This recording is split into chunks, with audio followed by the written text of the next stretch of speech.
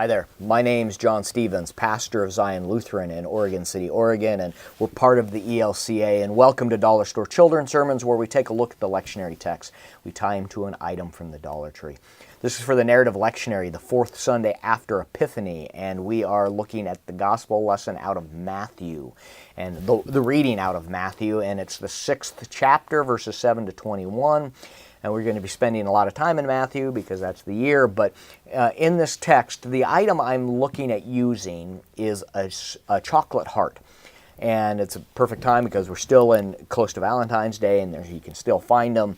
But you got a chocolate heart because there's something about the sweetness of that, how it is a lot of how it looks and how it tastes, this image of the chocolate heart. It's like, oh, that's wonderful. And it's how I feel like sometimes I betray my faith, or I betray my heart, that everything's going okay. And everything with me is just fine. And the gospel tells us that we don't have to do that with God. And it's laying out how we pray, how we talk to God. And notice that in the prayer, it's not saying, hey, everything's hunky-dory, everything's great. My heart is not a chocolate heart. My heart is, it loves, but it hurts. It has hurt others, and it's been hurt. And the text tells us that we are, that God knows that we are human beings, that we stumble and we fall, and yet we also then forgive one another, and that it's just this image that gets, it is an image that gets placed and lifted up in this text. At the beginning, when you're praying, do not heap up empty phrases as the Gentiles do. And then when you fast, do not look dismal like the hypocrites, which is an actor, putting on faces where, but then we have the Lord's Prayer that rolls out. And the thing about the Lord's Prayer, which is so honest and so heartfelt, is that it is so true. We forgive others as we have been forgiven. I mean, I love the text in here. It says, if you forgive others their trespasses, God will forgive you.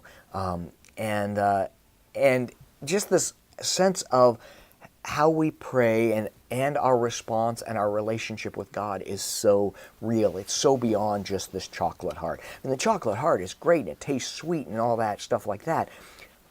But it's lacking.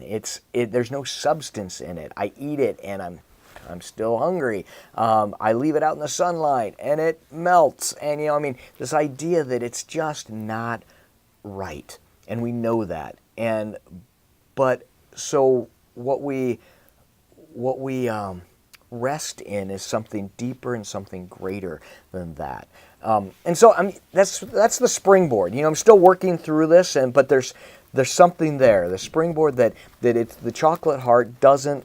That's not what we strive for.